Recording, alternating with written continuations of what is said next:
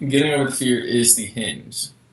It is the way our consciousness grips or grasps onto that which it basically isn't ready to let go yet. But if everything is changing, then what we aren't ready to let go yet, we have to let it go. We have to let it go because it's going to be pulled out of our hands at that point, and we're going to get rug burns, or we're just going to feel pissed off because we're going to perceive ourselves as being one that has to suffer through the future and growing up, which is what happens when somebody goes through, puberty or any of these like coming of age things in fear and lashing out and letting the fear control them.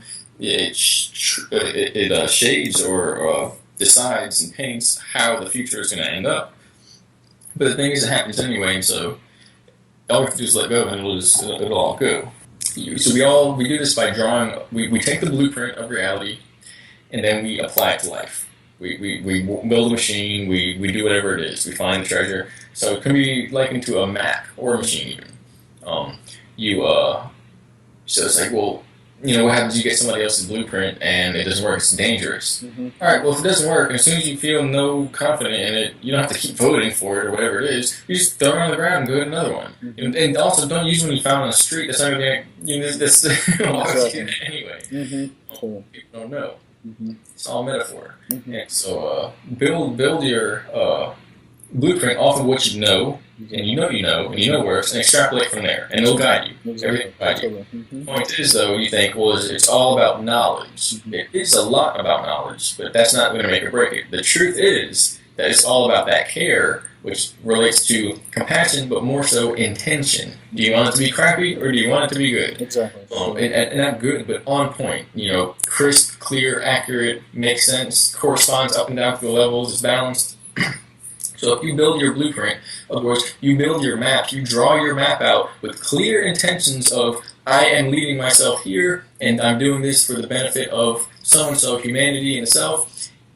When you do that, the map works. It doesn't matter how you do it. You can literally do it with your eyes closed, scribbling with double hands, backwards, upside down crayons. Yep, and you follow that, and you have pure intentions in your heart, which you probably wouldn't scribble it like that if you had pure intentions. Totally. You know what I'm saying? You devote yourself, you commit to it, it works. It makes it work. The universe forms to it, and it turns out that you just happen to write the passageway of that is the actual passageway, kind of like Indiana Jones or something, where your heart's pure and you're not going to steal the crystal or whatever it is. It leads you and protects you along the path. Totally. And is this a direct source for inspiration too? When you look at the idea of inspiration coming through you and directing you through your life and helping you refine your experience and express that map that you're creating so articulately, to me, that's how I relate with that concept of really true source inspiration guiding you and leading you through that higher self perspective if you're holding that space and really kind of choosing that heart-centered space to move forward with high intentions. Right, and the act of choosing to do that is the act of inspiration coming to you to fulfill that task. Exactly. Totally. If you do it when it's easy, you don't need it. If you do it when you would need inspiration to guide you to get and you make it happen because all you did was say, well, I don't really have a reason to other than the beauty of the universe, so now high intentions, now the highest intentions of all, help all, it comes through. That's the thing that intersects across all planes. It's the highest form of consciousness because that's what sourced this realm. It was an act of intention. That's what is everywhere the most. You react with anger to one thing or the other. It's like you get a similar vibe of that throughout the day. But you react with high intention everywhere you go. Everything reflects that back perfectly. Because that's what's everywhere, because that's what started this realm. That's what's cleaved this out of time space. Exactly. It was like an artist, a painter, doing some weird stuff. Exactly. So the other thing is, the big secret is, all the maps work. All of them work. There's no. You can't make. What are you going to make a map and it leads to nowhere? Nowhere doesn't exist. Exactly. How would you make that? Doesn't happen. It's impossible. It's just that it might lead you to a place that you didn't predict knowingly, based upon your intentions and your ideas, your concept, your direction in mind, and where you wanted to go. Because the two weren't matched as one. You did it half-heartedly. It didn't turn out that way. And so the whole point is, all you got to do is make a map, and boom, it works. Follow it, and it'll take you somewhere. Mm-hmm. But if you do it with your intentions in mind, with the direction of helping, that map leads to the highest potential, which is, if most people would think it's impossible. That, well, this has to happen, and this has to happen, and this has to happen. All of that will happen, or it'll be proved that it doesn't have to happen. Exactly. And it will happen without it. And I think that knowledge is so important for people to understand right now, because the doubt that lingers for everyone to kind of start that process and to really see a vision completed at the end of its inception and really kind of understand the path to walk on that way is so daunting to people and so overwhelming to people that there is no inspiration. They're just kind of the walking dead. And so the idea of really kind of grasping a hold of how that system works and being able to, create the most brilliant, beautiful map that you can possibly think of for yourself, like limitless. The idea of creating like a limitless perception of your experience and putting it out there and start taking those steps is something that, I think is so needed right now. It's that information to me, it's something I know very well and I have lived my entire life by and have had some many different experiences that has just honed that understanding down to a T. But it's something that is so hard to express to people because of all the things that are in the way of that understanding. Well, you say it's a journey to come to the agreement and the intentions and the confidence that you can make a map in the first place. Exactly. So you can almost say that you have to make a map to make a map. Exactly. And that's the point. Exactly. You got to make a map to make the in map. your head, and you just accept it. Exactly. Totally. So it just happens. And there's a whole body of knowledge behind that of how, basically how to realize where we are here and how we are. And this, I'll keep going on the timelines. This is how everything goes many different ways. For instance, we don't remember how we got here now, and so that means that it's something that we'll have to do in order to understand where we got here. We don't get information and knowledge just by sitting back and doing nothing. It has to be some type of initiation on our own. What this means is that reflects the origins of how we got here. We came through something that basically inverted our memory. But it doesn't mean that we were trapped. We decided to do it. It was intention that brought us here, so it's intention that allows us to go wherever we're going to go elsewhere. It's not a linear flow to the point where it's intention that brought us here, so then we're forced to not be here when we're not here. That just takes us, the recycling thing just takes us right back here. That's the whole point. It's kind of supposed to be that way. You physically walk. To die to this realm is when you physically turn from physical matter into light. That's the whole point. But it happens in a variety of ways to the point where we're all kind of like painting ourselves into time with all different versions, procreation, things like that. Having our actions and our impacts on the world and leaving hints and signs for the next time we're here, and we're all doing this to each other. There's a whole spiel behind that, how it's ultimately you can never get all the information. This goes back to the abstraction thing that I didn't finish. It's a projection metaphor that you can't start at zero because it doesn't exist. It's like it takes hours to get. I'm getting it quicker and quicker, but it's to be able to explain it. The overhead projectors, where they have the flat surface and the light bulb underneath, and it goes and reflects that way through the mirrors. I'll just run through it real quick. That's a metaphor for the mind, body, and universe. The light comes through the wall, the electrical signal. It's the electrical signal, not the light. Electrical power. Energy comes through the wall from a channel, a wire, and it comes from the wires in the building, the infrastructure in the building, and it comes from a transformer and a relay station, and ultimately a world of light, where if you were inside that transformer, there would just be electricity going everywhere. There would be no other thing other than pure energy. That's a metaphor for the sun. And the energy that's inside of ourselves, even the dark energy, which is the anti-matter energy of this universe, because without that, it would all just collapse into itself. How do you have it projected out and propped up? Exactly. They're one and the same in a way, or they're two sides of the same coin. And so then the light itself is pretty much consciousness, whereas I'm trying to figure out the best way to explain it, whether I go for the metaphor first and then go back and explain what it all means, because the light is basically what allows the images, and I can't do it just simply because it goes so many ways. At first, with the projection on the wall, you only have 100% contrast and 100% light. You have shadow puppets. You put your hands there, what do you have? But what is that? How are the objects described? Is it the light that's doing it, or is it the shadow? What is the shadow? The absence of light. So it's the absence of what is there that describes you what you're perceiving. The objects are the absence. The objects aren't real. They don't exist. They're the absence. And so then you put an overlay over that, and you draw some marker and some other colors in that, And what do? You're still blocking out the light. You're resisting some of that light from coming through.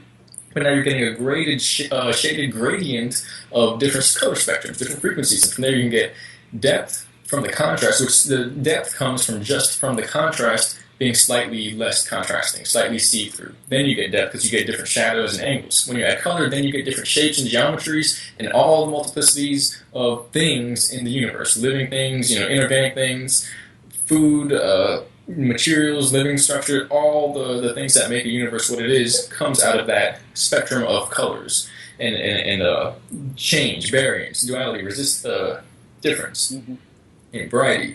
And so then the information, I'm just going to run through it real quick. Yeah, definitely. Well, we can do a video on this at one point because this is one of the things that people are taught, and it helps them understand how the universe works. And the metaphor for using a projector is brilliant as far as being able to have something that's tangible for people, generally to understand. It's a brilliant way of putting that, so it's great.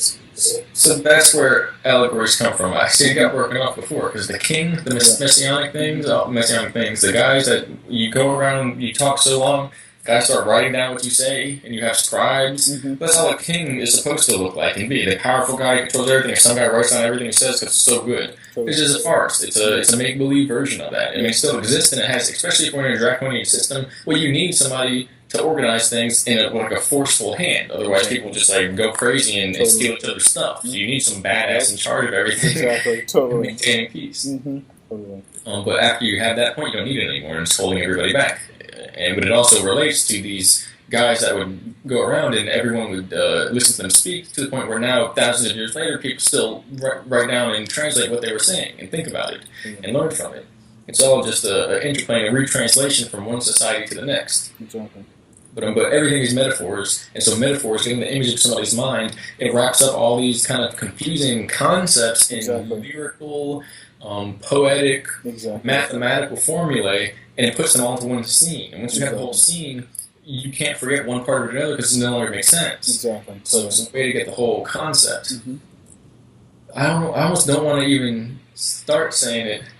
It's basically the information on the screen, on the plate. Yeah, which is these transparencies, or work with the movie projection reel. Mm-hmm. I'll try to do it quickly.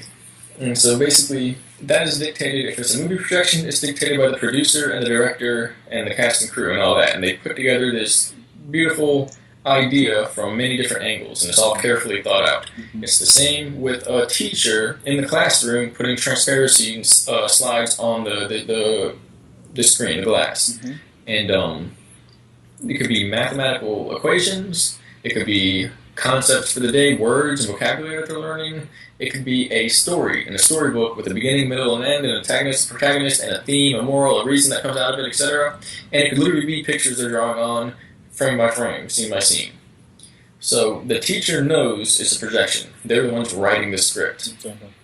The people, if you were drawing people and they were on the screen, I mean, because where does it go? It goes to the wall, right? Exactly. And so that's on a 2D void space that is one solid color. It's really like no color, so that you can see the differences very well. Totally. Mm-hmm. And so the people on there, if you do it, what if you draw a story, you write out a story, or you draw a picture that the people wake up, and the movie is about guys on a screen realizing that they exist and they're doing stuff in their world. So if they actually became self-aware and sentient, basically, how would they move? I'll put it this way. So they become self-aware and sentient, right? So what happens every day when class is over? What does the teacher do first? Wipes the screen. Right, and this also has this is an interactive learning process because people have to answer that other, and that's how you always want to make the learn. But this is going to take too long, so I'm going to run through it real quick. Yeah, I got you. I'm following you. So she'll either, and the truth is, she might not wipe it because if it were transparencies and it wasn't just the glass that you write on and you can wipe it off. It was a template, a framework. Yeah. Exactly. Is she going to throw them out? No, she's going to save them and use them for, absolutely. Totally. She's going to use them next year. Yep, totally. She might not use them next day, because if the kids didn't get it, well, that's class for that day. I'm not going to start all over again. Exactly. Not everybody's not going to get it, so that's the whole point. But she's not going to throw them out. She's going to probably put them in a folder, label them, whatever lesson of whatever, put them in her bag as she leaves. And imagine if this is a higher dimensional school, physics system, whatever, spiritual system, there's probably going to be an archive somewhere where they're stored for the entire existence of that whole environment. Exactly. And so, but the idea is, when she goes to shut off that light and the screen that everybody's running around on, oh, we exist, what happens to the people on the screen? Mm-hmm.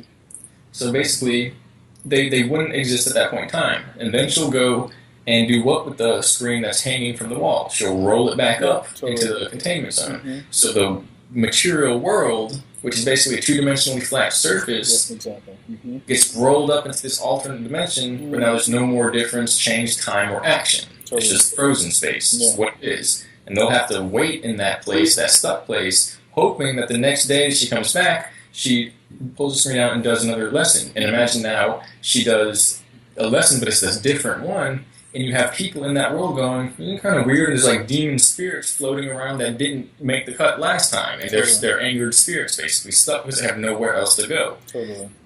So the idea is, why did that happen? Why could it happen? And what's the whole point? Mm-hmm. Well, if you were on the screen and you realized you were self-aware, what would be the next step to realize? Would it be that? Well, what would something good to be if you realized it was a projected world that you were actually in, while everyone else thinks it's all real? Test it. Or are you saying after you test it and you have that acknowledgement? And you figure it out for sure. To do something about it. And what would it be in relation or comparison to what everyone else is doing? Well, what would the individual act be in relation to that? It's individual, but it's general because it's not like you wouldn't be like, okay, go cross my legs up and float across the Ganges River or something. Mm-hmm. But generally, when people are in the world and they think it's real, they live life in a certain way. Mm-hmm. When people begin to see, it's a story. It's a higher dimensional story. They start to break down. Exactly. It starts to break down the experience itself in general. It starts to break down the illusion. The what's being projected. What is the illusion? The illusion is essentially the teaching that's behind the projection. The illusion is what's the template that's there, that's been placed there.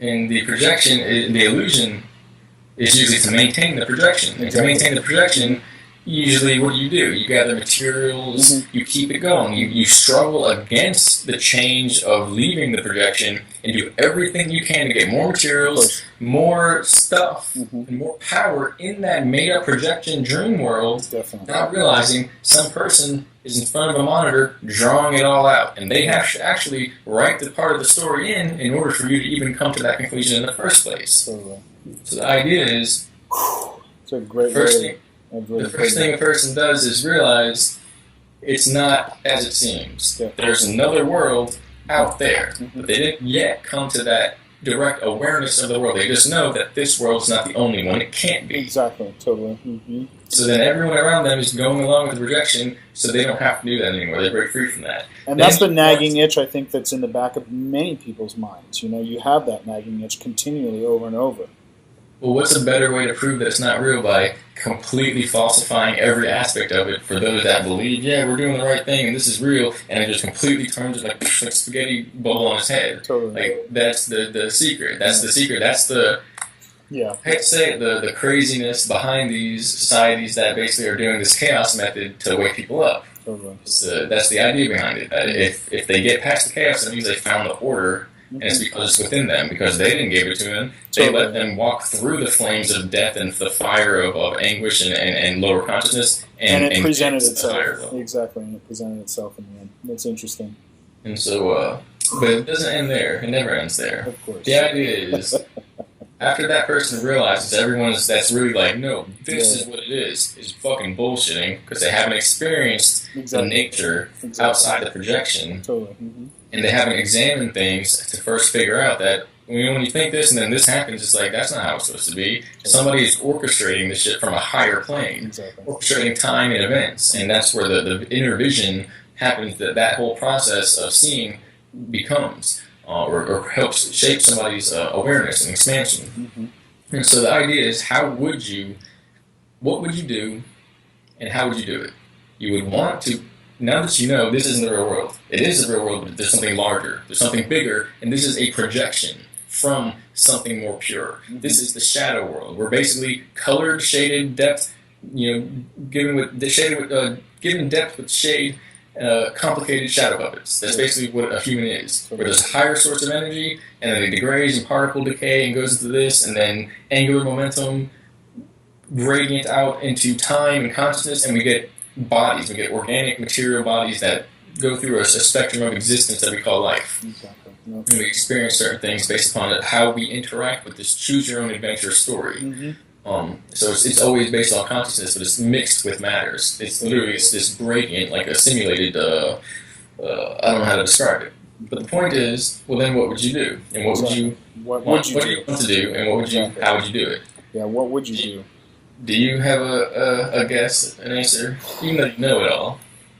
It's very simple. Just imagine the screen in the room with the teacher, and at that point, some guy on the screen realizes there's another world. Mm-hmm. What do you do? You start interacting with that world. What's that? You start interacting with that world. You try to find it. You try to get to it. You try to communicate with it, or you try and get off the projection and get to that world. Exactly. So, how is he going to get off the projector, the projection screen? Is that possible? If you make a big explosion in film form or drawing it, is anybody in the room going to be burned? No. The idea is you have to actually transform yourself. You have to transform and bring yourself into that space, into that storyline, into that this works a lot more smoothly with you. Yeah. Another guy was good too, but you had time to think about this. Yeah. It takes years. Mm-hmm. So basically, it's about realizing that, and you kind of took the words out of my mouth, because basically the projection screen, the projector itself is plugged into the wall. There's a direct channel there. Totally. Is the projection screen and the reflection from the projector itself connected through any means? Mm-hmm. No. Mm-hmm. Just by light, laser. Exactly. Like, it's just a property of light, so it's like magic in that way. Exactly, totally. So there's really no way to actually get from one layer to the next. Yet, you said, prepare, transform yourself, change yourself so that you fit into a storyline that plays that part of the script out for you. Exactly. Totally. So how would you get to a story? It's like you're reading a book, and as you read it... Jesus, and you're reading the book, and then it says, and then he turns the next page. Sees as I... And you're feeding back into the loop of what you're seeing. Exactly. So someone has to instigate that from the area of the projection. And when we perceive it as being instigated from that realm of the projection, it's actually being fed back from the script writer in the higher dimension, the teacher in the room, who's teaching the class something new today. Totally, exactly. And so the idea is, when that happens, the guy instantly remembers, I made this decision. Yeah. I put these things in my life. I put them here as props. I'm writing it, and it's as if magic, his consciousness goes from the perception of being in that plane to being in the teacher's chair, writing the script on the projection screen. And I think that's happening every day for people. I think that the symbols and the signs and the signets that you experience through daily life are trying to kind of lead you into transforming outside of that screen and coming off of that screen. And people don't necessarily pay so much attention to them, but when you really start doing that work and really start looking at the messages that are coming through from your higher self or from the teacher or wherever kind of the combination of it all is, exactly, that's when you start really realizing. And for me, that's the place of living from the gut. That's the place of really kind of following that path, following intuition and refining intuition, because you get physical responses, you get goosebumps, you get, there are physical, palatable responses to that experience and witnessing that experience. And for me, definitely my journey, you go through this like manic experience of trying to understand, like, how could these possibly line up? Correspondence. That the correspondence, absolutely, and that's what it is. Yeah, exactly. That's brilliant. That's fucking brilliant. It's just a really good metaphor for people to work through on a real simple basis to a knowledge base that they can access without going into years of self-exploration and really trying to define these things with themselves and understanding them. It's a brilliant. That metaphor, which describes how things is, was just written in a few seconds ago because that turned out to be the best way to figure out the story. How to figure out the resolution of the story. Because you got to think, you can't just have a book that says John was running with his dog, he's doing that, doing this, then he's in your room. John's behind you. Behind you. That makes no sense. That's not a good story. It doesn't work. Totally. But, he constructed a device or went to the sacred, the place or whatever and found out the pathway into the world within the world, and it's like a crazy fantasy whatever story. It's a big D&D game. Just say it. It's a big D&D. Hey, well, basically, it is. It's who made those games? Exactly. So it's the same thing. They loved that because they were living it. The Demiurge, whatever was in the Stranger Things thing, the Demogorgon. I think that's the word. Demogorgon. Yeah. All that stuff was real for them, and they've seen it and met it, and so they figured out how to pass it on in a variety of ways to humanity, so that they might write their own story as well, because that's how it has to go. If it doesn't make sense in that script, it's not going to get written. Although it does happen for some, but that's because the beginning of their interjection into the script was just edited in. Somebody edited in with Photoshop, because it was how it has to be. So when the people want, the information will come to them, knowledge will come to them, and there's no pathway. Somebody in that classroom will spring up and say, "All right, I'll go in," and it's really weird. And so. But that's the idea, that when that story goes from that abstract 0.001% of the screen on the projection into 99.999% knowledge of the real world, you have to have a Jacob's ladder, a spiral, extended expansion, fractal spiral translation from one world to the next. Otherwise, there's no way to actually do it. But the thing is, we do it consciously when we're making the choices and the pathways along the pathway that corresponds with that higher plan, that choose your own adventure. We're doing it internally as much as the higher self is coming down and reaching that to give us a hand out. It's a simultaneous collusion of two forces in the universe, but that's why it paints itself out. In the same sense, where you said the mind and you said the gut, but I like to say, and Spencer on the previous talk kind of gave me this idea too, and he actually reminded me of that because I heard it before, and all the things that are coming through him now are from the ancient knowledge that's been around, and it's reminding me of a lot of stuff. Awesome.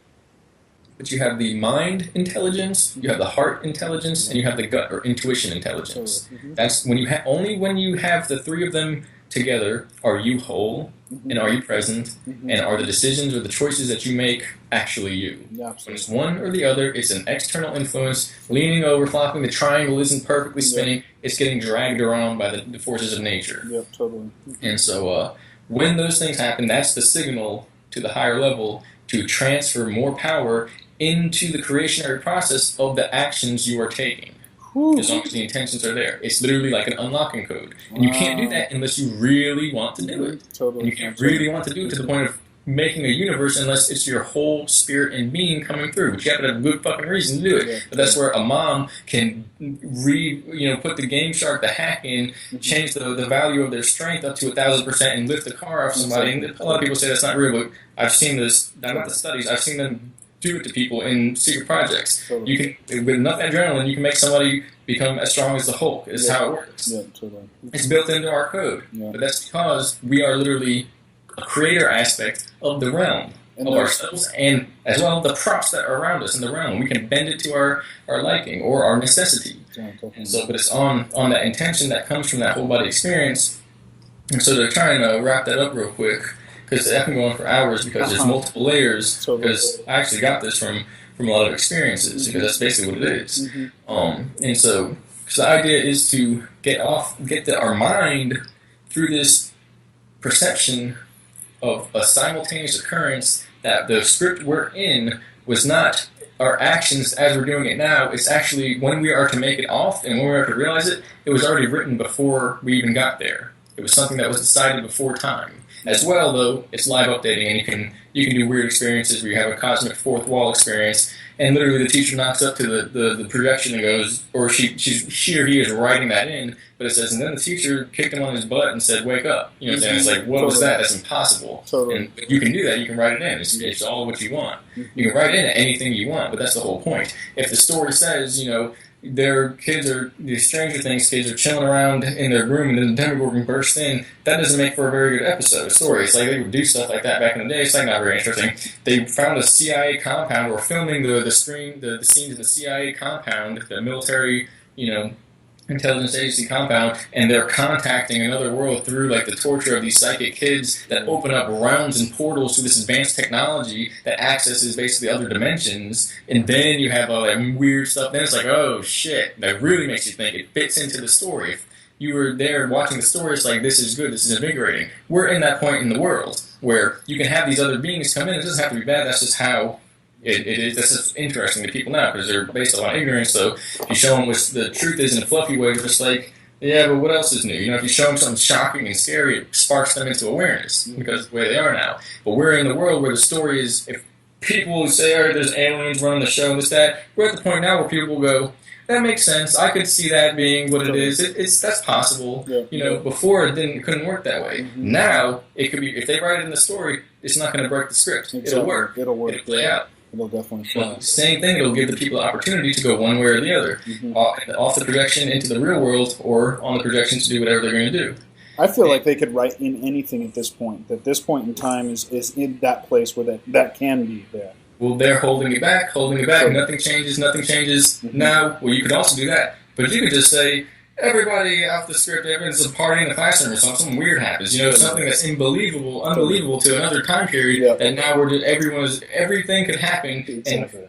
And every layer of society from one level to the next would go into one layer of that impossible stuff that could happen. Totally. And it could be, it's like something for everyone. That's the unveiling of the whole planet at once, where no matter what happens, everyone can go to the next level because there's something completely off the wall from this script that's going on now that could fit into this for everyone. And that's what we would want, instead of just 5 people make it, 1 million people make it, and everyone else just kind of stays on the script as she powers down the projector and rolls it up and they're all stuck there, which apparently happened before, which is a bad thing. Not a bad thing, there's no such thing as a bad thing. It's just the lost souls of Tara are apparently the 2 projection days ago that had been stuck in the alternate dimension. They're seeking to come through from 3 days ago, the projection that's on here now, and it has to work itself out through some type of coherence between this one and the 3 days ago simultaneously, and that's not exactly accurate because 3 days ago, in terms of projection stepping down from one work to the next, would be college. It would be a trailer at an elementary school for the day we're on now, and 3 days, because we're at the lowest one now. This is the most basic version you can get, where only stuff happens unless it's polarized to like one domino hits the other, and like if you didn't imagine anything like that happening, nothing else is going to happen. It's going to repeat itself. That's the lowest you can get. Everything else in the universe, it goes more complexity, and everything is happening at once. And it's literally like a D&D tale or adventure. That's what it's about. Or snakes and ladders. But to the point where we would have to synchronize from where we are now from the elementary to the middle school to the college level, all in one, and maintain all 3 worlds at once, and then compress them all together so they're all basically released from this projection system at once, which is a fucking feat. But the idea is that would be more invigorating than one, the other, or the other. It would just be like this crazy occurrence of all time. Totally. And so I'll just finish the metaphor, which is because the rest is just filling in parts. The electricity coming from the wall, from the world of light, that's the spirit, pure awareness, no polarity, although electricity has polarity, but it's liquid etheric light in the actual idea of what this is. And so it's just pure consciousness. You can never have zero, technically, even then, with a 0 degree light. If that was a shadow puppet, is there 0 degree light on the wall? No, because sunlight's bouncing around. If it was 0 degree light, it would look like a black hole. And you would literally just look through and you'd see nothing there in the wall. You'd look through the wall. You can't have 0 degree light. They made a black, like a crystal or an oil or something that absorbs 99.9% of the light, and it looks like crazy. It looks like nothing you've seen before. And so there's really never any 0.00% light. It's not possible to have that. Yet, that's the lowest you can go in consciousness and contrast between what's there to begin having basic shapes that form the basic black and white polarity of existence. And and then what happens if you remove the polarity and it's just 100% light? What happens to the story then? There is no story. Exactly, yeah. All things are being occupied at once. All possible possibilities, all possible locations on that screen. Just one big wall of light. Exactly, totally. Not a bad thing, but you can't know where you are within that happening. Mm-hmm. It would just be like this, the reel going over so fast that you just see this big kaleidoscopic mandala blur. And that's what the mandala is. Totally. All times and spaces at once overlapped. All at That's once. what it looks like from a higher dimensional perspective. The turning of the reel or the turning of the sheets, we think we're going along the screen. It's the soul information rotating in correspondence or relation to the spiritual awareness that's shedding, glowing through it, shining through it. Mm-hmm. The soul reel, or the sheets as they switch and the reel as the scenes move, is the perception of time of us moving around in this dimension. Mm-hmm. We think time happens because something started it and just goes on as this big linear process. No, it's because we're interacting with it. And forwards. Exactly, totally. We're interacting with it, so we're creating it and giving that perception. Yeah, I understand. And really, the reel is pushing us through it in a way. We're just going along for the ride. Totally. Nothing's actually happening. You can stop the reel, you can go back, you can go forward, yeah. you can do whatever you want. Totally. In fact, you can do it like this. And it takes 10 days to make one scene go by. Mm-hmm. But in the same sense, you could do it like that and it makes it a second. There's no such thing as time. It's all at once. Totally. It's all happening at once. But you have to have a decoherence pattern, a noise-to-signal ratio. Otherwise, if it was pure information, it would all happen in one instantaneous mandala, and there would be no lesson. It would be fun, probably, but you wouldn't even know it. It would be over. It would be over with it before it even started. Exactly, totally. So, the projection device is the brain and the body. Mm-hmm. The spiritual power, the awareness, pure awareness, comes up and shines through the blueprint of the soul. A lot of weird hand motions here. People with American Sign Language will think I'm saying weird stuff. But